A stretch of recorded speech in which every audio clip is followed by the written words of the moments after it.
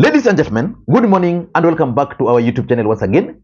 And it is my hope and prayer that this video is going to find you guys in good health. Personally, I'm not fine.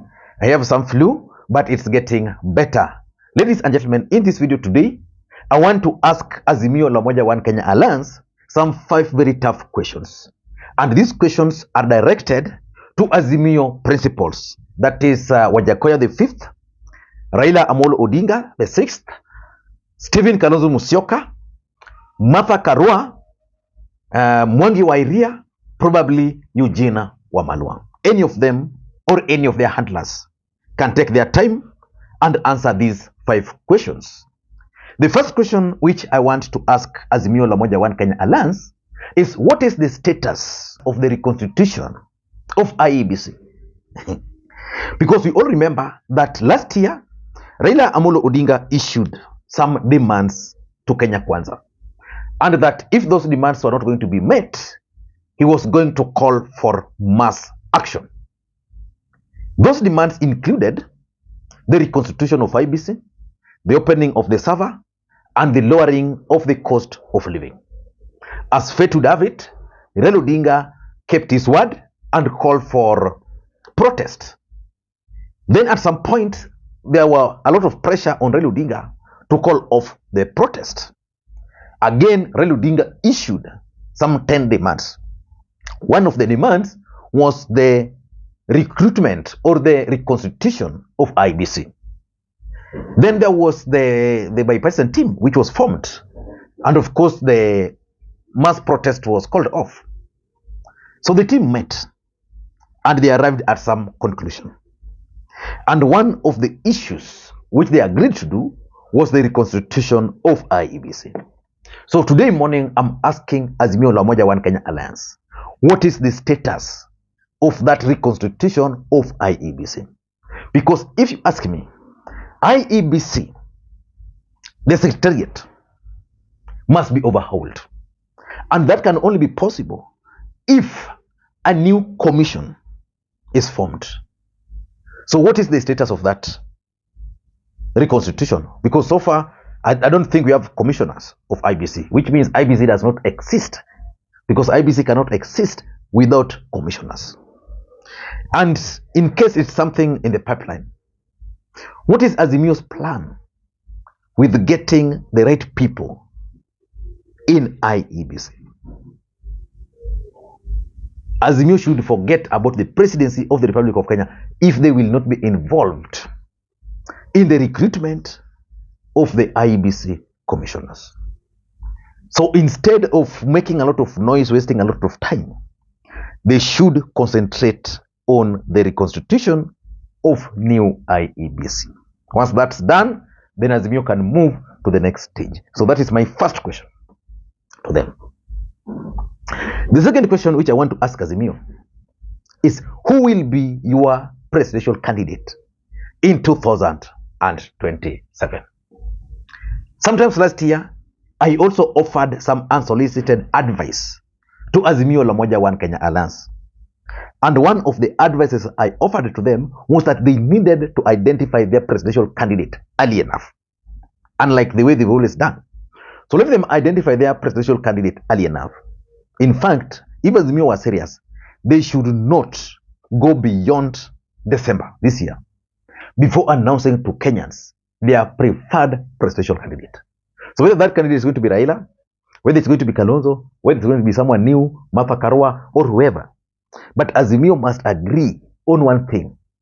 They need to name their presidential candidate. The advantage of naming a presidential candidate early enough is that it will help them in so many things. The first way it will help them is that they'll be able to figure out the winning formula. Again, they will also be able to deal with any emerging issues. Like if someone is coming up with issue A, issue B, they'll be able to figure out how to address them. Importantly, naming a presidential candidate early enough means that they are able to start campaigning for that candidate, so that if that candidate is not acceptable in certain areas, let's say Azimio agree that in 2027, they're still going with Raila Odinga. So if they name Raila Odinga early enough, then it means people like Kalonzo can go to Kambani and convince the Kamba region. If, for example, they agree that in 2027, we are going to have Kalonzo Musyoka as the presidential candidate, then the fear is that ODM strongholds like Nyanza, Coastal Region, and Western Kenya might not really embrace Kalonzo. Then they'll have the opportunity and the time to go to those grounds and explain to Kenyans why they've made that choice. So it's important for Azimio to name their presidential candidate. If they don't name their presidential candidate, their supporters will keep on speculating. Suspicion will creep in, and at the end of the day, all of them will be on the ballot. So it's important for Azimio to name their presidential candidate. My suggestion is it should be done before December of this year, but it should be clear by May. So that's my second question. Who is their presidential candidate? The third question I want to ask Azimio is, what is their end game? What is your end game, Azimio? Are you keen on removing William Ruto from the presidency? Or are you just keen on acquiring power? What is your end game? And how are you going to achieve that end game? Because majority of your supporters believes that the end game is to remove William Ruto from power. What are you doing towards removing Ruto from power? Are there signs that you guys are working towards removing Ruto from power? The end game. So that your supporters will be comfortable that because the end game is to remove Ruto, it's not about acquiring power.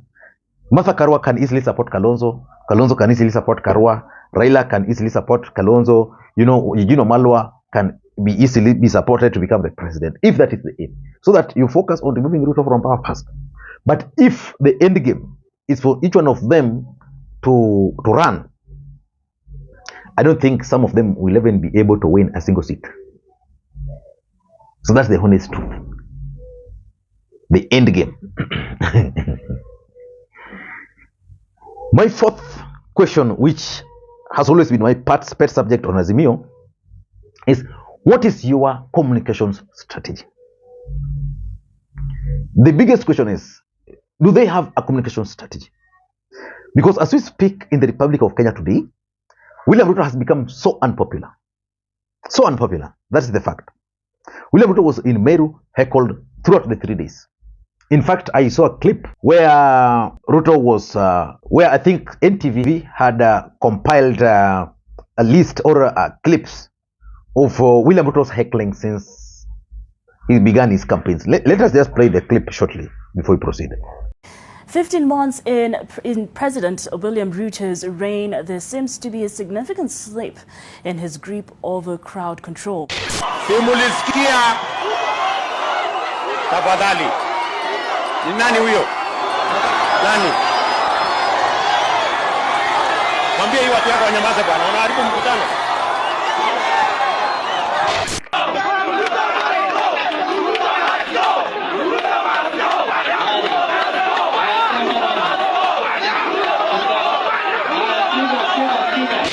Watu wa Kiutine, nyinyi mnanisikia? Siasa hii ya makelele mimi sitaki.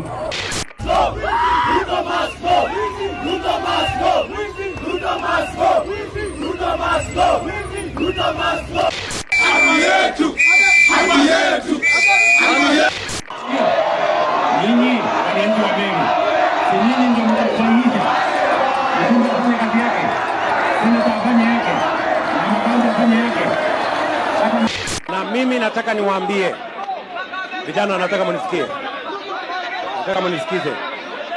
Hatutaki fujo, naelewana? Fujo ni ya watu wa kitendawili, fujo ni ya watu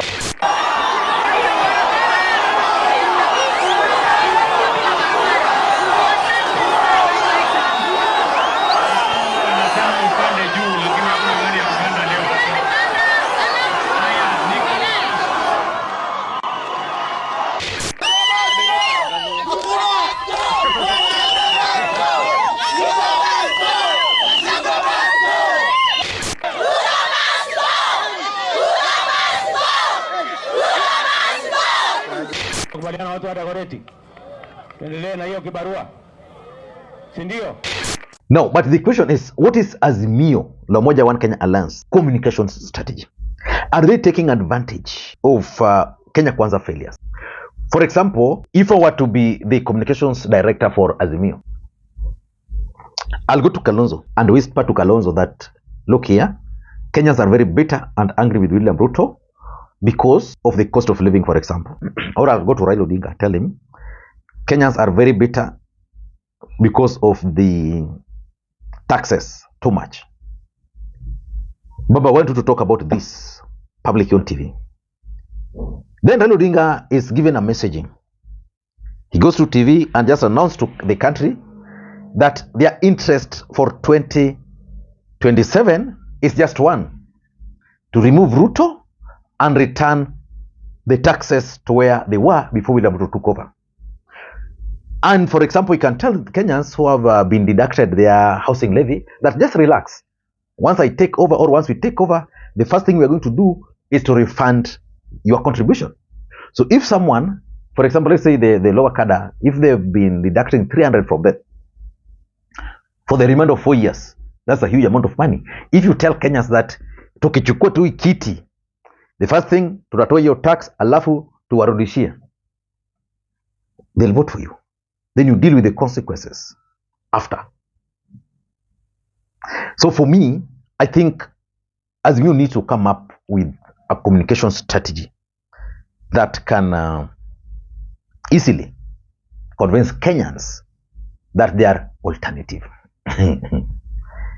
My fifth question, which is very, very important, is what is your winning formula? What is your winning formula? How do you intend to win? Because it's not just a matter of running. It's not a matter of telling people good things. It's not a matter of communication. Winning formula. How do you intend to win? For you to win, you must craft a team. What I normally call political formation. Which formation can you craft that will be able to win? Like, for example, if there's a presidential candidate, who should be the deputy? Who should be campaigning? Like, I don't expect Raila Odinga to be in the coastal region for 6 days without the presence of Babu Wino, for example.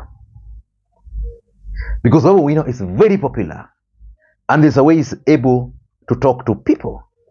Raila Odinga was in Western Kenya and coastal region when Kenyan students were going to schools.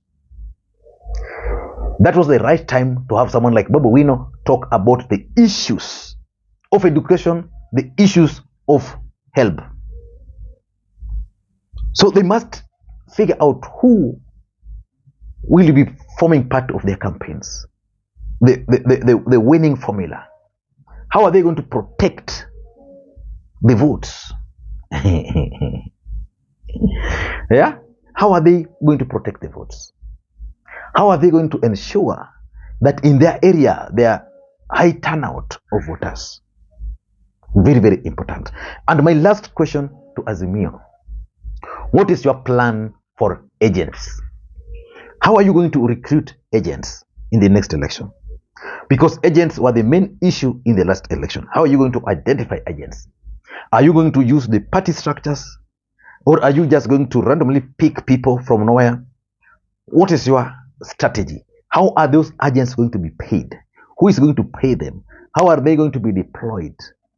Simple. So I don't know what you think. But for me, those are the 5 questions that I would want Azimio la Umoja One Kenya Alliance to answer. Thank you guys and may you have a good day. Bye-bye.